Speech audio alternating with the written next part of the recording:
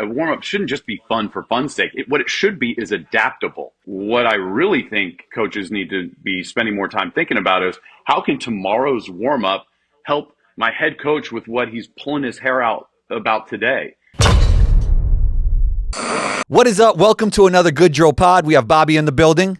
We have Ross in the building, and we have Rett Larson, Olympic gold medal coach. Enjoy the show. Don't forget to like and hit down on that subscribe button to the Good Drill Pod. This episode of the Good Drill Podcast is powered by the Good Drill app. On the Good Drill app, if you're a coach, player, trainer, doesn't really matter. You can give you and your players everything you need to jump high or dunk, dominate the game. Click the button below. Ross, what's up, bro? What's up, Red? Rett is here. No, Red. Oh, Red. Yeah. Rett. It's a good segue. Rett, welcome to the show. How are things? It's going great. I'm glad to be here. Thanks. Yeah, we're going to get right into it, Rett. So I've seen videos, right? You've got your players moonwalking, doing the cha-cha, the MC Hammer, can't touch this, the Cotton Eye Joe. What place does this have before a national volleyball game? You know, Bobby, if there's one human on the planet that I shouldn't have to explain this to, I would think it would be you. As someone that has taken the traditional strictures of training and drill work and then turned it on its ear many times, you should understand this. But to answer your question, I think a while back I started taking a lens to all the normal parts, the familiar beats of warm-ups. And if you're talking about the competition warm-up where we do some silly dances, that just was born out of maybe a little bit of boredom doing the same thing over and over again. What you're seeing in that video that went crazy is just the last maybe minute and a half of a 14-minute pre-competition warm-up, where typically we're doing the old school fancy footwork drills, like the quick feet, some hip twists, some side to side, some pogos, things like that are all well accepted neural activation drills that you do right before you go. And I would do those, but then at the very end of a 5-second medley, I might put in like the Running Man or the Cabbage Patch or something, because it's still just your brain making your feet move in a weird way or your arms move in a weird way as fast as possible. It all should be allowed. And it delighted my team. Like, I surprised them with it. And like every girl smiling, the girls that are doing it, the girls that are watching it. And it just brought everybody's shoulders down. The crowd started getting into it and clapping for us. And the DJ started talking about it. And so over the course of the week when that was filmed, and if you see the video, it looks like we just spent a whole warm-up just dancing and doing crazy stuff like that. But in fact, that is that's a compilation of about a week's worth of warm-ups at the World Championships in Italy. And yeah, it just was a little bit of a stimulation to what is supposed to be stimulating. So the last bit of that warm-up, the whole goal is to get them neurally fired up. Well, you can get bored doing those same drills over and over again if you've done them every single time you're at the end of every warm-up for a whole season. And so putting that little bit of fun in there, it turned out to be, it not only was the favorite part of the warm-up for all the athletes, and it was a super stressful for me because I felt this pressure to continue to come up with new crazy stupid drills or dances to be able to do at the end of these neural warm-ups. But it opened up a broader conversation of what parts of a traditional warm-up can we scrap because they're no longer serving us because they are so boring. That if we're trying to get athletes stimulated and excited about the practice ahead, what are we doing by doing the same stuff over and over again? Well, first of all, I wouldn't be mad if you did spend the entire 14 minutes dancing, okay? And then second, I got to ask, did you guys win those games? A great question. And I, of course, take notes on this because I want to, that is the educated answer. And we win a lot of those games. Now, notably, we do very well in the first set right after the warm-up finishes, which is crucially important. That is a biased question because I've been doing that with Team China, who was number 1, 2, 3 in the world while we were there. So yes, they won a lot of their games. But as I moved to teams that are ranked differently, that isn't necessarily going to win you a game. But I would argue it gets you fired up and it distracts the hell out of the other team. And nobody likes to be the home team and have their fans cheering for the opponent's warm up. It's there's little things, there's little psychology in there. I swear there's something about smiling, like having all the girls grinning ear to ear going into a match that has them thinking that they're winning already. That you're relaxed. If you're smiling, you're loose, your shoulders are down. The other team, I hopefully is a little worried that they aren't quite as loose. Rhett, how important is reading the room when it comes to a warm-up? Let's say I have a basketball team. I don't like the way they're handling the basketball. Maybe we add in some ball handling to the warm-up.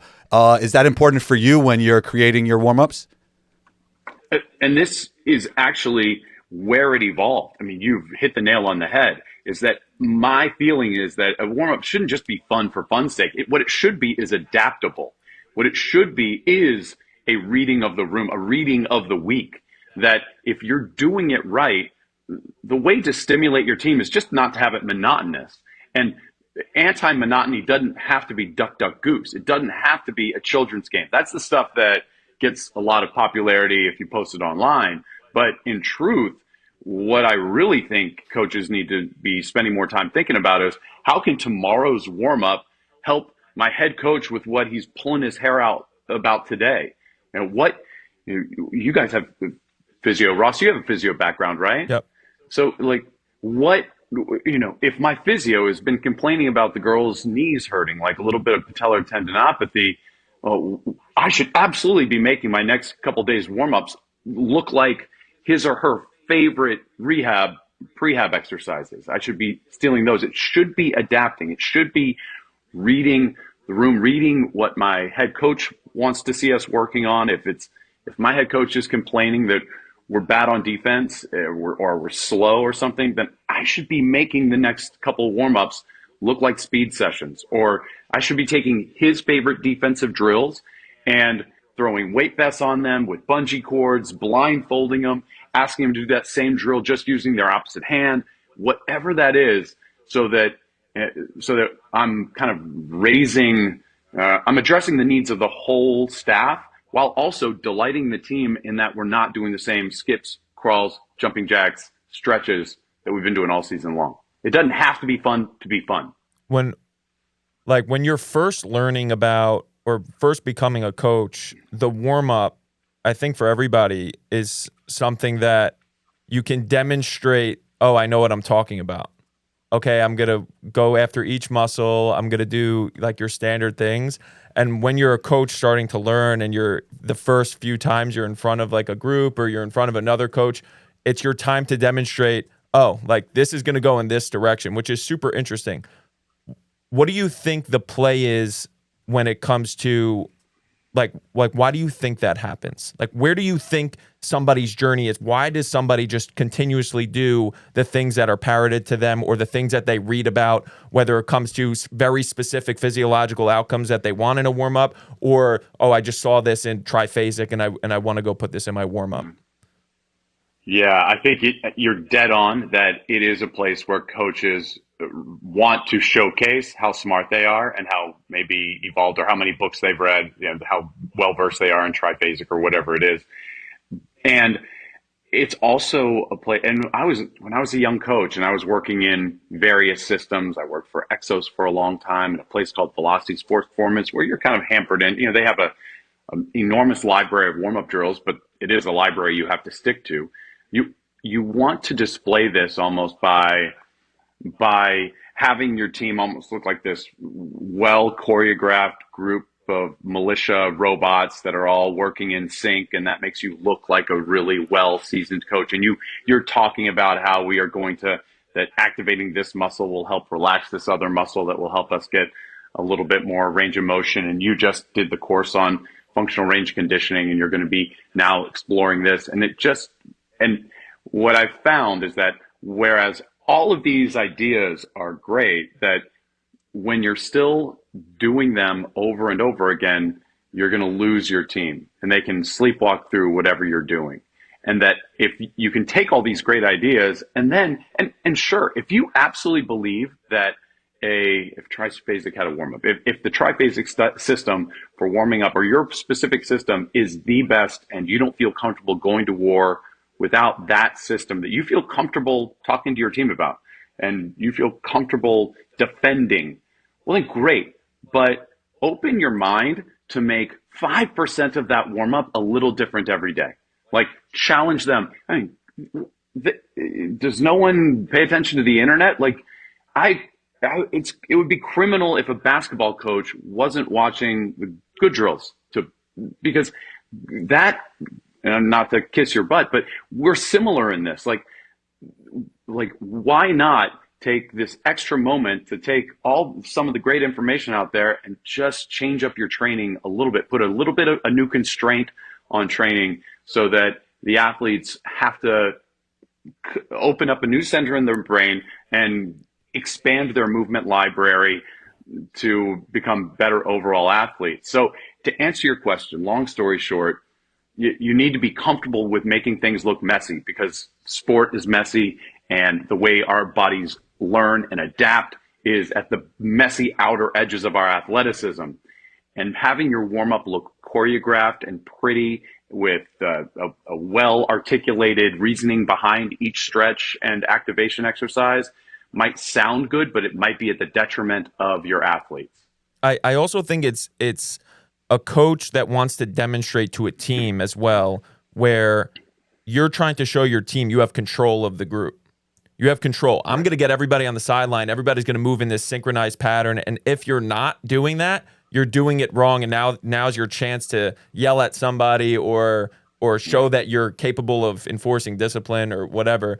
That is, I think, where a lot of it comes from. Probably at the start these are disciplinary moments of, okay, we just met in the middle. Now everybody go to the sideline. This is what we do. We do it this way every single time. And if you don't do it this way every single time, there's a problem. Because I remember in college, our team would get yelled at by everybody during warmups. Everybody gets yelled at. You're not taking warm-ups. it serious enough. Yeah, you're not taking it serious. You're not taking it serious enough. Yeah. How you do anything is how you do everything, right? And that's the mindset with the warm-up. But what about these athletes that are competing for gold medals, playing in front of packed crowds, stands are full, the amount of pressure there, and now you can let them, dance a little bit in a warm-up and maybe get rid of that stress? Like, what if it doesn't need to be that serious, right? And so you're bringing me back to college. You got to take this warm-up serious. And why? Do I? I know I'm here to compete. I'm going to take the game seriously. I need to go through the process that's going to allow me to compete. And that might not be a serious warm-up. That might be relaxing a little bit, dancing, telling some jokes, going through getting loose, getting some blood flow.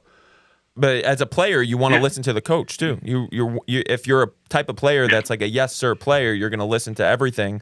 And we had the kid yesterday. We told him score more.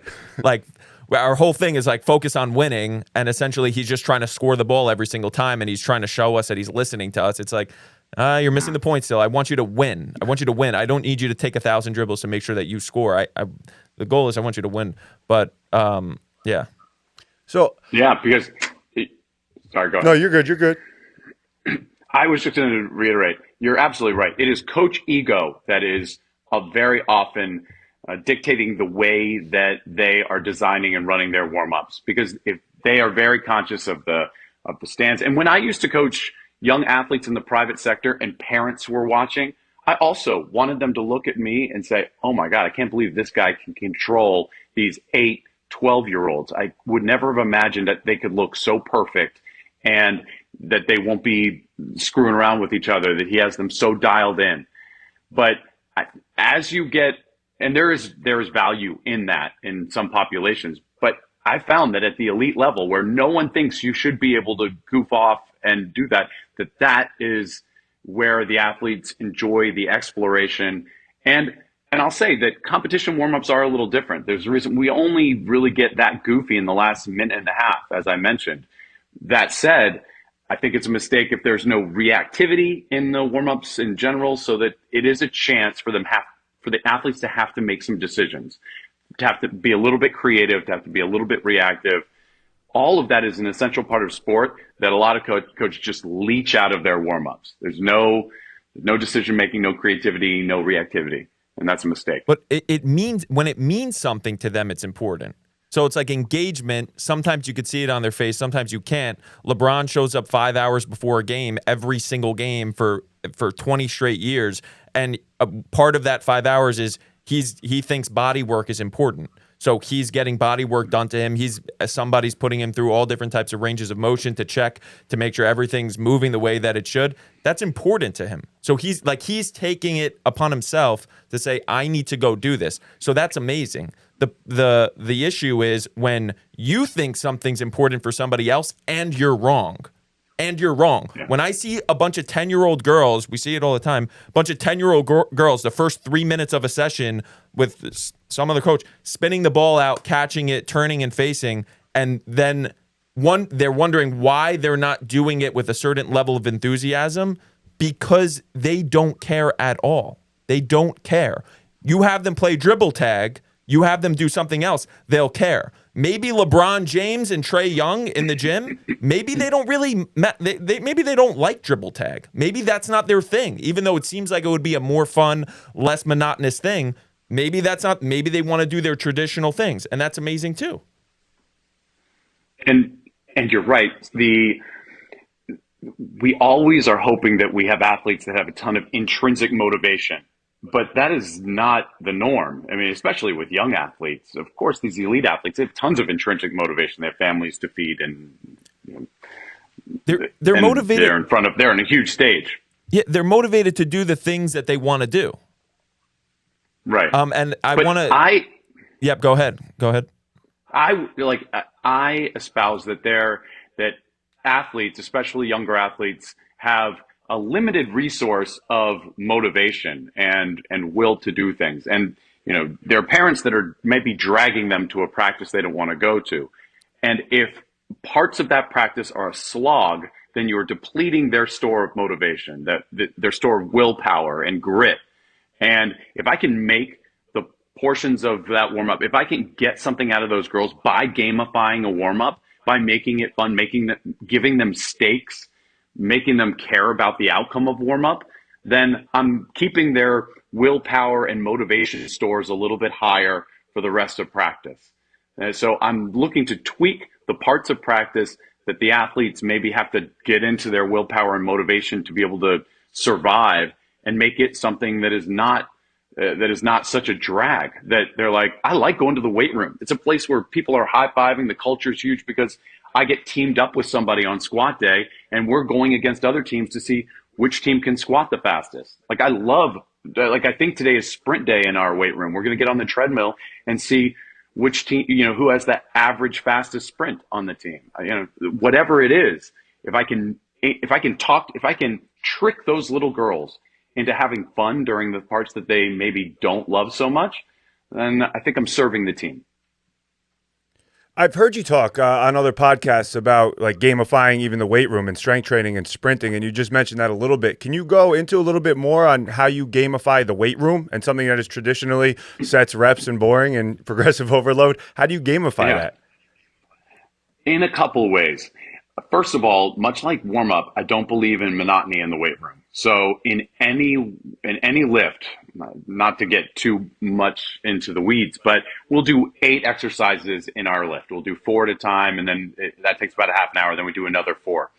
Every single time when the girls come in and look at the Excel spreadsheet that lists those exercises, 1 or 2 every day will be written in red. And that means it's a brand new exercise, or more often, a brand new variation on an exercise. There are some exercises that are sacrosanct to me that will never change. I love a Bulgarian split squat for strength. I love a barbell jump squat. I love a non-counter movement squat. Like, there's a couple that I will vary in maybe the depth of the non-counter movement squat, or what the constraints are on some of these things, or if we're going to make them fast or we're going to make them whatever. But for all these other exercises that I actually just put into my weight room to almost give the main exercise a break. Like, I really just have 4 exercises. It's 1 that I care about that moves the needle on my team. And then 3 that are almost just a rest break before they get back to the one I truly, truly think will make them better volleyball players. But these other ones, I need to get pushes and pulls done in all these different directions.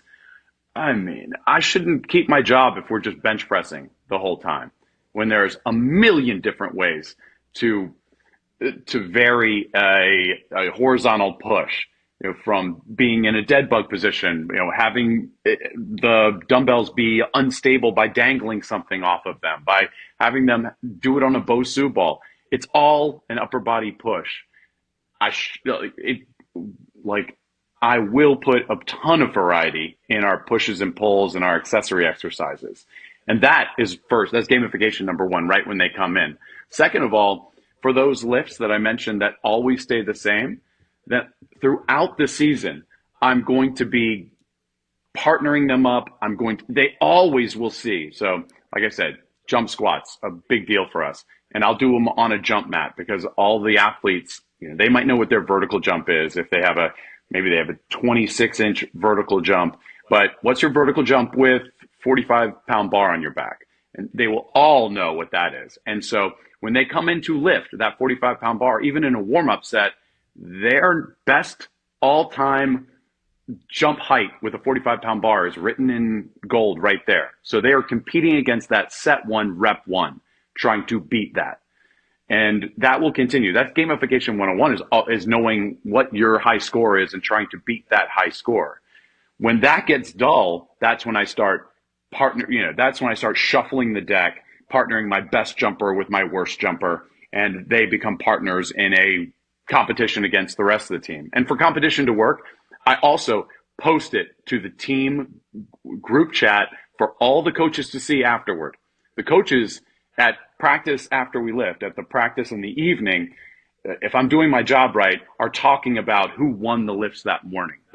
That means that there's stakes. That means that it matters. That means that the girls are cheering for each other in the first set, because they need their partner to do well. And when I've exhausted the partnerships that way, I'll team up our setters and our defensive people versus our hitters together. I'll think of all the ways that I can make a fair competition, and not just it's a mistake to only be competing in the things that the same girls win at all the time. So I'm also going to have them compete in weird stuff like a balance drill or an upper body lift sometimes, so that I get different winners all the time. And that's part of gamification, is really just a vehicle to create a weight room culture where I'm just manufacturing celebrations all the time. I'm thinking of, is this a training session 4 months into the season? Is this a training session where the girls have reasons to be cheering and getting obnoxious and smack talking another team? And that's where I know that's my sweet spot. That's gold right there. Is there a time where you individualize or adjust a specific player's lift on the spot if you see something? And if so, what do you do? And why? Yeah, that's just, that's the reality of elite sport, is that there's always changes. It's actually what makes me tear my hair out about a lot of athlete management systems. Things have to be able to be changed in session, 10 minutes before a session, when the girls roll in and say, hey, Rett, just in practice today, I hit a serve wrong, and now my shoulder's really bugging me. I have to throw out some upper body, whatever. That's going to happen. And also, throughout a season, fortunately or unfortunately, we will have to get more individualized, or we will get more individualized. Maybe it's an unpopular opinion, but I'm a huge advocate for having a whole team doing the whole thing together, trying to do as many lifts together as possible for all the social pressure that is a gamification lever that I get to pull. If only 3 girls on my team front squat and 2 back squat and 3, do a leg press during back squats, I can't gamify it. I can't have them competing against each other. So that kind of ruins the culture of my weight room. That said, as the season progresses, I start taking some of these accessory exercises and I start making them position specific, athlete specific. I love when the athletes say, listen, Rett, I feel fantastic after we do, a ring hold like a gymnast does. Who knew, but that unlocked shoulder health for me that I've never felt before. Could I do that every session? Well, of course you can. If that's an exercise that you feel like you should be doing all the time, absolutely, let's do it. And so over the course of a season, things will start getting more individualized. And I have a little cheat sheet on the side of my Excel spreadsheet with all the girls' individual exercises that they can plug into some of these other spots and do instead of an accessory lift that I don't care that much about. Your term, no zombies, it makes me actually think about good drills, what Ross does, what Bobby does, because it's never monotonous. They're always having fun. But can you speak more to your term? Yeah, it came kind of organically where I was describing it in workshops, and I was kind of saying that even though I worked in these performance franchises like Exos, where seriously, the library is thousands of exercises long. They do this amazing job that over the course of a season with one team, athletes were able to start sleepwalking through the beats. Like I would finish the last bit of foam rolling and they would know exactly to just start walking and getting the jump ropes, or they would start walk. They knew exactly which mini band activation exercise came after the one previous. And that started to kind of annoy me. I was like, this shouldn't be, we could do better. And so in order to kind of kill those zombies, it would be the idea of, oh, I know you think you know what's coming up next. All right, take the mini band off and we're going to use it like a rubber band. And we're going to shoot it at your opponent and they're going to try to get out of the way. And you get to get as close as, and we're going to keep getting closer and closer until it's impossible for you to dodge it. But this will be a reactivity, evasion game that will take, that took 15 seconds. But all of a sudden, the zombies are not just putting their mini bands away. I got smiles, I've got laughter, I've got smack talk, I've got that. And there'd be days when I'm training when I'd be like, I cannot do this skipping, crawling, jumping jack medley one more time. There are basketball hoops all around here. Let's play knockout for basket. Let's play knockout to warm up. And when you get knocked out, I'm going to have to make you do jumping jacks so everybody gets warm.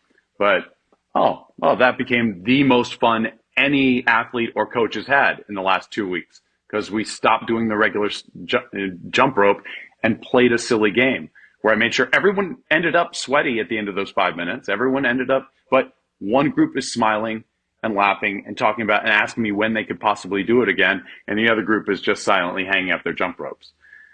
That's where No Zombies is born. And now I'm taking a deeper look into every facet. I'm like, okay, in warm-ups, stretching. That's total zombie. Oh, foam rolling, get rid of it. I can't stand watching athletes just lay on their back, roll out their back. That's a culture and a momentum killer in a warm-up. Do that in your own time. So I just started looking for it with fine-tooth comb, going through the stuff that didn't stimulate athletes and replacing it with stuff that did. So if all I have to do to keep you safe in warm-up is to get your tissues warm, well, there are so many fun ways to do that. The internet, Instagram can teach you 100 interesting, challenging movement puzzles that would get you warm in a way that you have to kind of focus on, that you might have to work out for a couple of weeks before you master.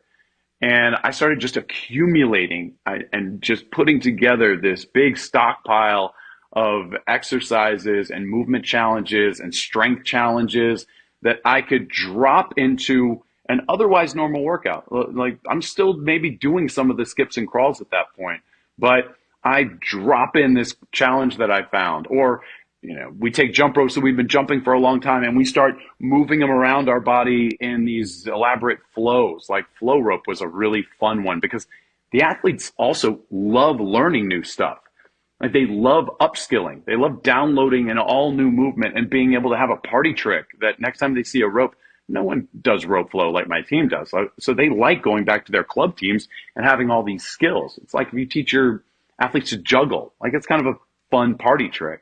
Well, it's also another way to wake up an otherwise zombie inducing warm up. And so that's a long winded answer to where that came from. And it just, blossomed. And then I really started stealing stuff from a lot of PE teachers and, crazy Korean handball coaches and and it got to be this enormous library that now I can kind of pick from depending on what kind of equipment we have available or what kind of a facility that we're in. And we can get warm. But remember, it is stimulating and fun because of all that stuff I just mentioned. But also, I'm doing the stuff my PT loves. I'm doing the stuff my head coach wants to see. I am doing some strength stuff that I don't have time for in the weight room. Yeah. So I don't want to do abs in the weight room. I'll push all of my abs to warm up. Like, abs are better if you do them every day anyway. My physiotherapy, but if we got shoulder problems, it's better to be doing these shoulder exercises every day than just 3 times a week in a weight room. So it's just chalking up wins. And that's no zombies.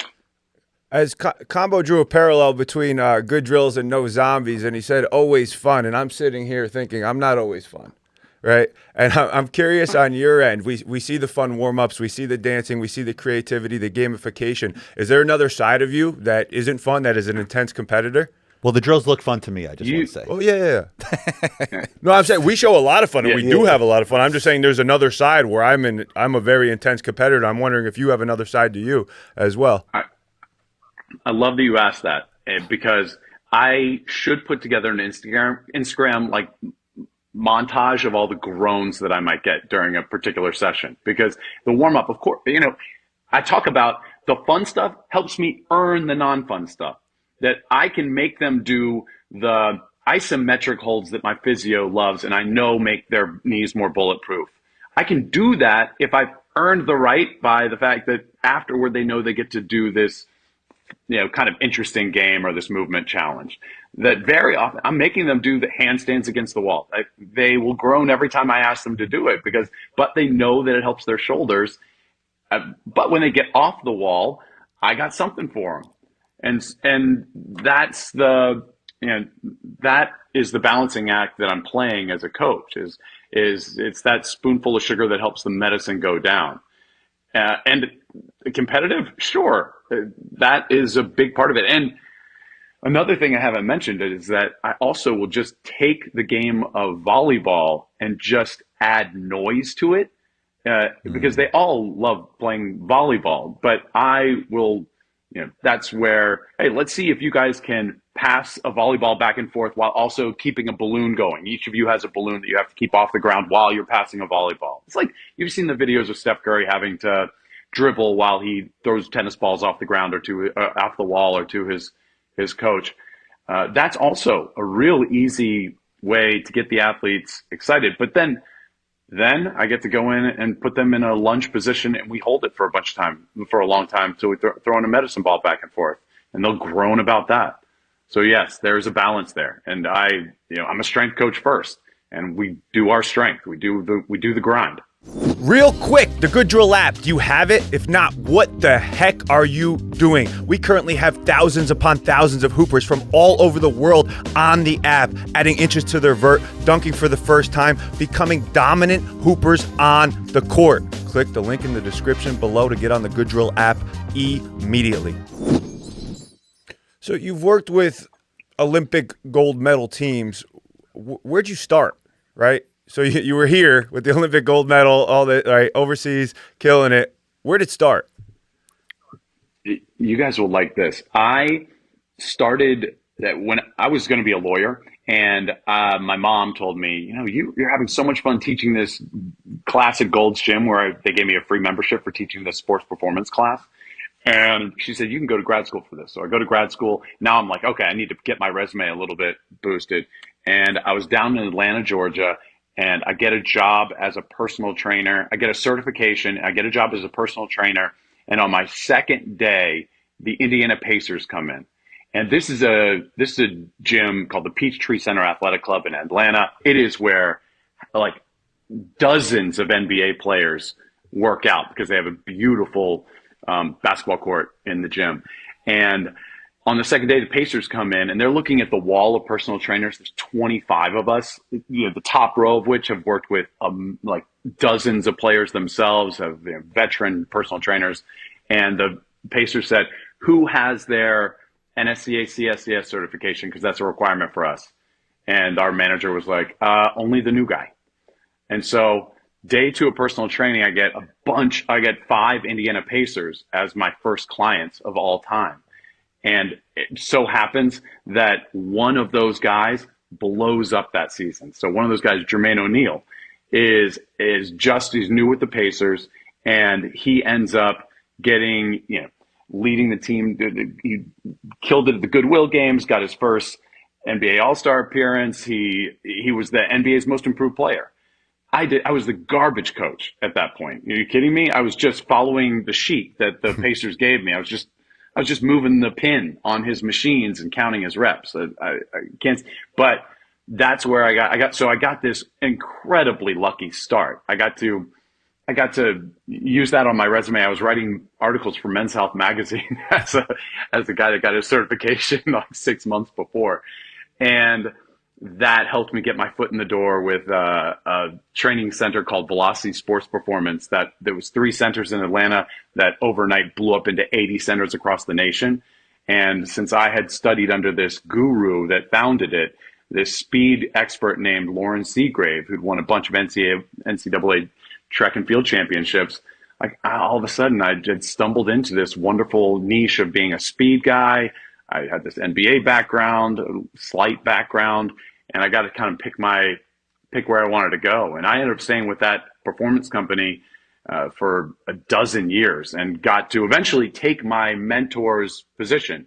He retired, and I became the new director of coaching for that network. And it's after that that Exos came to look for me to go and lead a team going over to China to coach Chinese Olympians for the London Olympics. And the rest is history. Like, I got addicted to working with Olympians, working overseas, like having that kind of adventure. That bug really, really got in me, and I haven't wanted to take a job back in the United States since. And that was 4 Olympics ago. What was it like that first session?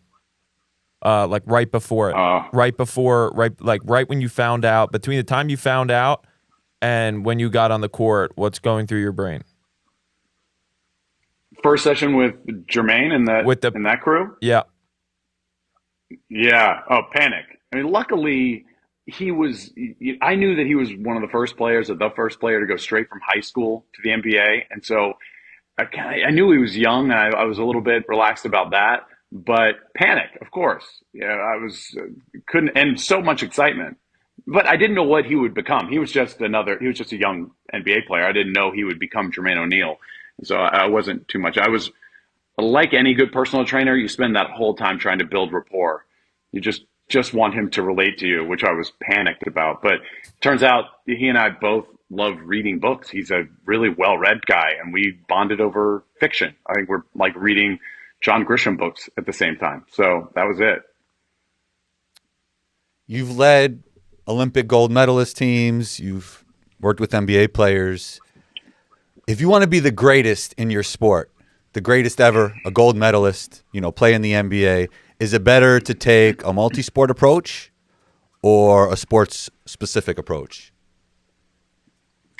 That answer is specific to sport. And for basketball, the research would show you that being a multi-sport athlete for a long time is great. Playing if you get to play wide receiver on your high school team, that's not going to hurt you in basketball. Like, it's be fantastic for you. You be track and field, you learn to sprint really well.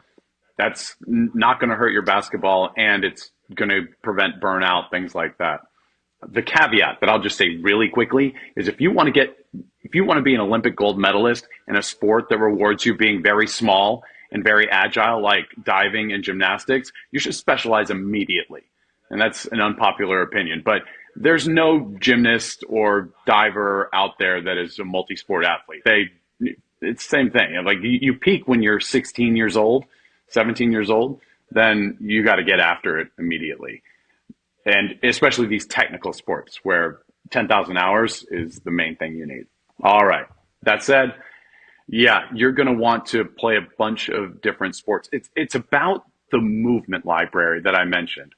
And that's where I hope that a more varied warm-up can also mitigate the fact that you're maybe just playing one sport year round. That if you make your warm up a time that you force your athletes to explore other sports. If you're putting rackets in their hand and have them chase pickleballs around the court for a little bit and warm up, that's helping them expand a movement library. That's where you see the crazy athleticism that you're wondering, how did they ever figure out how to, that they could save a ball by kicking it and whatever. But yeah, so that's my quick answer. Multi-sport athlete until you decide, I'd say until you're 13, 14, that's what the numbers say, and then you can really dive in. The same people that say that, my only problem with the whole multi-sport thing is that, and obviously we're big variability guys, and there's you want to build that general base of like movement competency and all these different adaptations that you don't get from being in a 50 by 90 court 365, right? But my only problem is the same people that say that are the same people that are doing the monotonous stuff, and they lose the bigger picture of like what is the effect of having multiple sports. And I think the effect of not having multiple sports and you're specializing early is that you end up probably doing a lot of dumb stuff in that single sport. I think so we do basketball, right? I think if people specialize with good drills, and this is not about us or how great we are, I believe if people specialize with good drills basketball over regular basketball, that is two different types of variability you're getting. That we will look way more like the multi-sport camp than the basketball camp. And that's the thing I think people are missing with this. And I think it's a huge deal because people don't see the bigger picture of what is that data actually showing. That data is actually showing probably people are doing a lot of dumb stuff. I talked with a freshman yesterday. He's on one of the best teams in the state. He's a freshman. He averaged double-digit points per game. And he's telling me, like, he eats, breathes, lives basketball. He's not playing soccer. He's not playing football. But one of the biggest problems is I asked him, I'm like, all right, why aren't you getting here more? Like, get your butt here more. Like, I know he wants to be here. It's not like a push to him or anything. It's like, I have AAU practice over the weekend. These are 2 practices, Saturday and Sunday, 2-hour practices. I'm like, how are the practices? He's like, they're trash. That is where the issue becomes like, all right, this is a problem. He's clearly lit up in our gym. If we had unlimited hours in our gym, he would be in the gym 20 hours a week at least, right? That's where people go wrong, is they don't understand what is the effect of multi-sport and what are they currently doing to try to achieve that effect in their sport. And what you're trying to get out of multi-sport is that you are trying to work on weaknesses and blind spots that your sport doesn't address. So you would hope that the multi-sport, the other sport that you would choose beside basketball would be something like tennis, where there's a ton of deceleration, a ton of quick acceleration and deceleration, because you will just be creating athletes that absorb force really, really well off of both feet. You would hope that you would pick a multi-sport where you're having to get single leg jumps off of both legs, not just the one that you would prefer to use all the time in basketball. That's expanding your movement library. That's what you would hope. But maybe they're choosing a sport that is not doing that. And for that reason, yes, if like I said, I used to work at a performance training center. This was the spiel we were giving all the time. We aren't a sport, but we are going to be looking at those blinds. We're going to be forcing them. We're going to be overloading the stuff like deceleration or single leg or max velocity. We're going to be overloading the stuff that makes you better at that sport that the sport itself can't overload when you play it. So that's what we're for. You guys are going to do that too. Our good drill system puts time constraints on you that are more constrained than an actual game to make you better. You'll have to move faster than actual basketball demands. That's going to make the game slow down when you go back to the regular game. So you guys are being the multi-sport, even though you are basketball specific, if I understand. Yeah, that was the entire idea. It's like, how do we combat this? Everybody's specializing now. These basketball players, especially in North Jersey with the culture, they're specializing very young. They're going to basketball-specific middle schools now to groom them for a basketball-specific high school. And it's like, why on earth would I give them what everybody else is giving them anywhere else they go. When you come train with us, you're going to be playing spike ball. You're going to be rolling around on mats. You're going to be jumping over things. You're going to be crawling over things. You're going to be wrestling. You're going to be lifting weights. You're going to have such a dynamic experience that we're offering you all the variability that those other sports would offer you. And that's not to like say it's better or anything, but I just know the landscape right now that these kids are not immersing themselves in other situations which are going to challenge their movement competency, which are going to challenge their ability to process information in a bunch of different ways. So that's what we do. We want you to come in and get that diverse experience with all those different type of movement problems that you talk about. And sometimes they look silly, right? We do a lot of our videos that are destroying right now are like, can they get 20 taps on the backboard and then, the last kid dunk it, or 50 taps or this and that. And it's like you said before with your dancing, it's 4 or 5 minutes, and we do it because there's a social media element to it and they crush. So why not? There's nothing wrong with that. We're not trying to hide that. The camera's out. Well, guess what? These kids are all going to play in front of cameras. We're not training any kids that don't play in front of cameras. They all want to play college basketball. So you can argue that side of it. But again, I don't get why, like, I know what everybody else is doing. I know. Like, you guys, your business model is smart, because that coaches, parents will send basketball players to you for basketball, and what they're going to get out of it is a more well-rounded athlete. Like, you're going to teach them. The tumbling is sneakily teaching them how to fall well when they fall on a basketball court, which they will over and over again. So that's not stuff that comes up in a regular basketball practice. It still that you always will address. It always comes back to these people saying you're never going to do that in the game, and I am getting stronger and stronger with my point. Yeah, that's the point, that they're never going to do this in the game. We are purposely trying to get them things that they will never do in the game. That's exactly it. And they're like, what? I'm like, yes.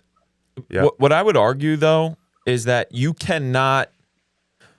What I would argue is that you can't prove that for basketball that basketball cannot provide somebody everything that they need for basketball. There's a thought that you need. All right, I need a lot of top end sprinting, because you're not getting that in a 90-foot gym.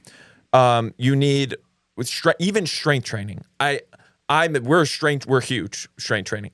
Even strength training, I would argue that it's not the problem of the sport. The sport isn't constrained enough to give you the things that are demanded of the sport. What is the thing that is lacking is a lack of understanding problems that people are having and being able to creatively implement constraints into the sport.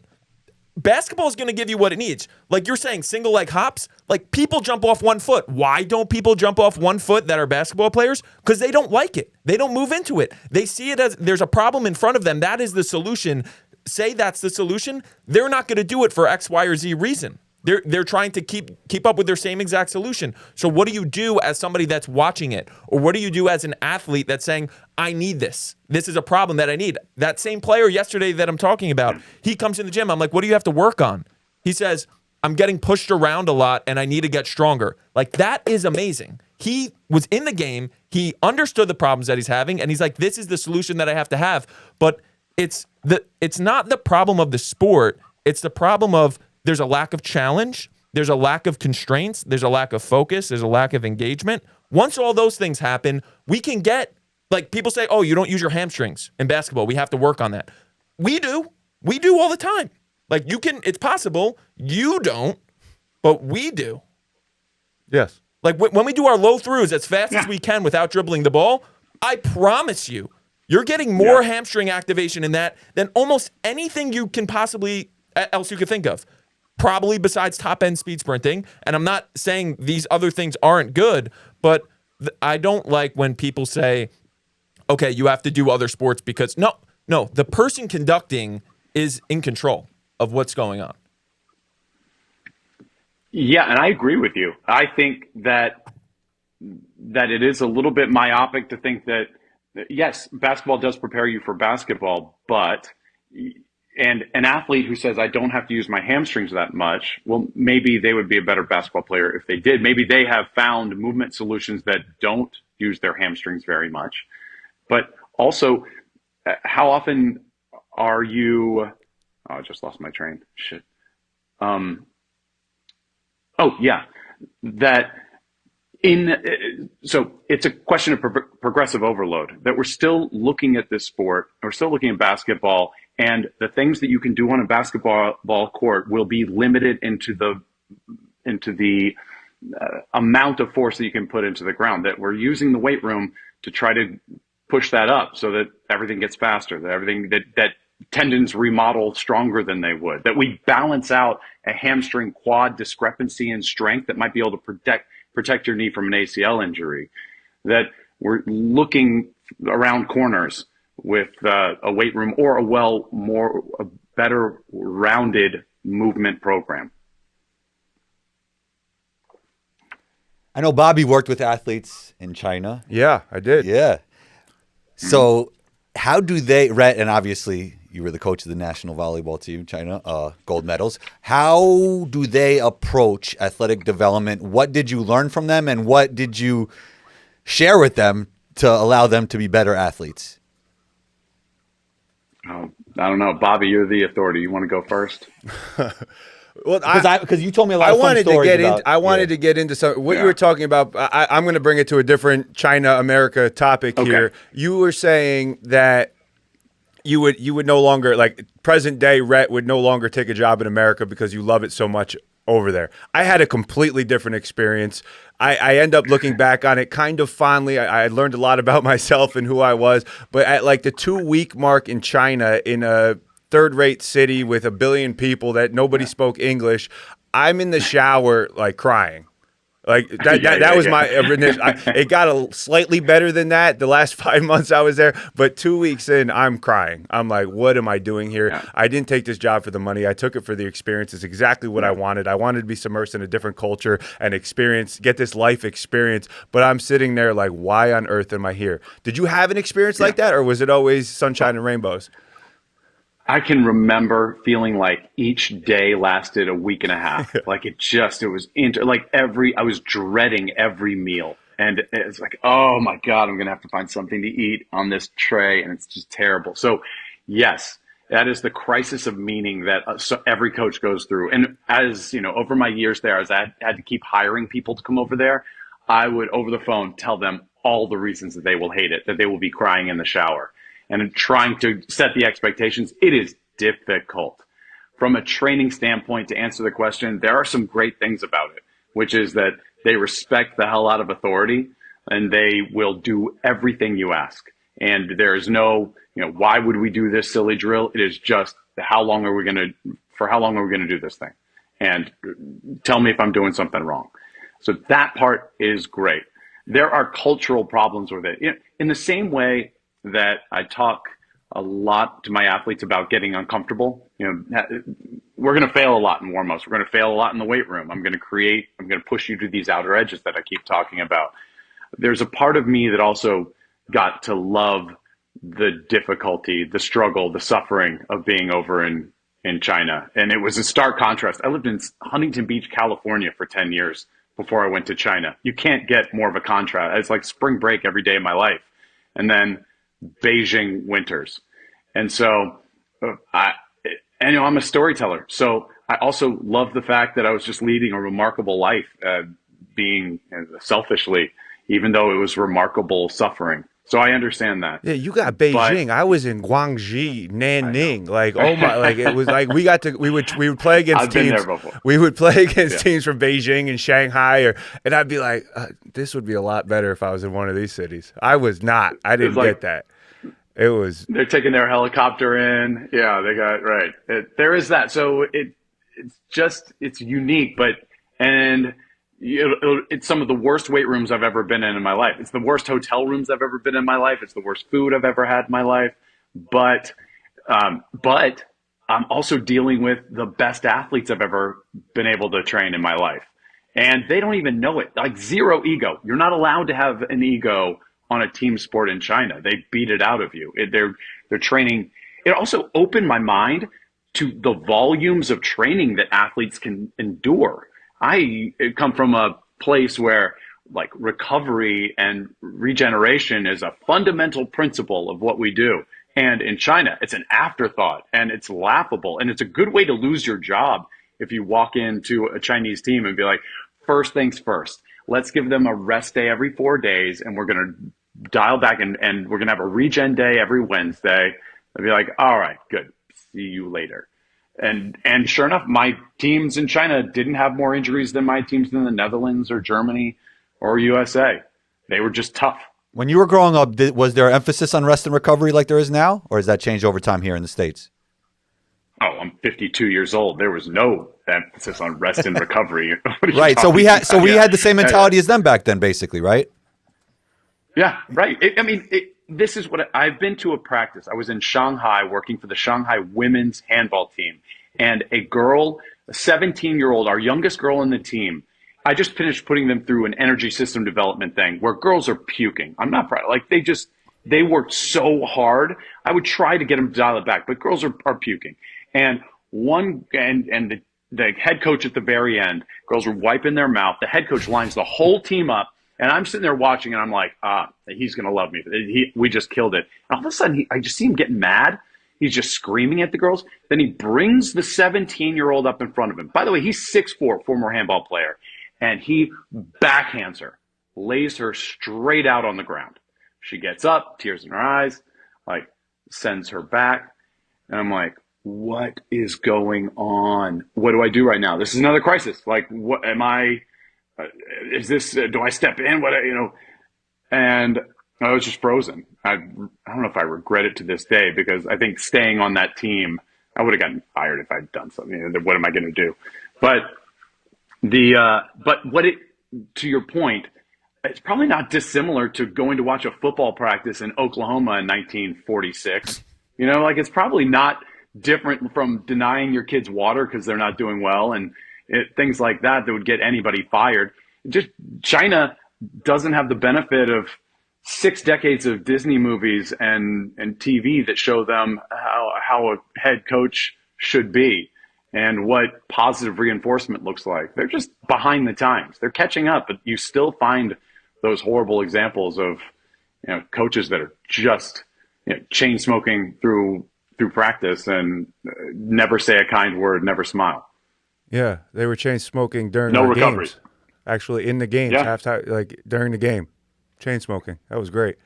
I was the only coach on the women's team that didn't smoke. I was the only coach on the women's team that wasn't. Wait, smoking. did the girls smoke? Did the women players?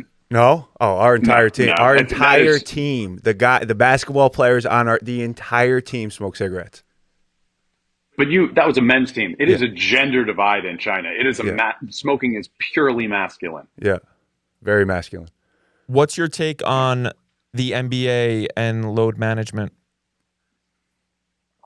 I think that it has gone too far. I think that I was just having this conversation with the head coach for Team USA, that I believe even studies have come out showing that the emphasis now on too much load management in the NBA, like for instance, the practice of sitting players before big games is not reducing injuries one bit. That sitting players to rest them before, it just angers the fans, and also we're not doing anything. We're just making the athletes more soft. And in the same way that I feel about what China taught me, every team I go to, the Germans and the Dutch, when they ask me what they can learn from the Chinese, I'm like, practice more often. The reason we're losing to them all the time, the reason they never miss serves, they practice it way more than you guys do, right? So stop giving our athletes so much rest when we suck at defense. Let's practice defense more. And honestly, basketball and volleyball are a little bit apples and oranges. You guys have a bigger, there's a bigger requirement on the body for basketball players than volleyball. But I laugh in the face of people that tell me that volleyball athletes need a lot of recovery. What are we talking about? Like they sit in this little teeny box. They have a couple of jumps. They get to rest every 30 seconds. It's ludicrous. Beach volleyball, yes. Talk to me about energy system development and getting stronger and having a bigger end. Like all that, yeah. But volleyball, get out of here. There's too many in the women's sport. In women's volleyball, half of the best players on the planet smoke. So don't tell me about that. I have a hunch that most NBA players are underprepared for the season. Yeah. Arguably, it's 82 games in You have 7-8 months to complete those 82 games. So to play all of them, you would have to do a lot to prepare yourself. But I think it just goes to show the difference. You could say whatever you want about LeBron. He's played 20 years and he's going to keep going at this level. And he doesn't miss a lot of games at this age. And he also talks about showing up every single game 5 hours before the game, doing what he needs to do to prepare.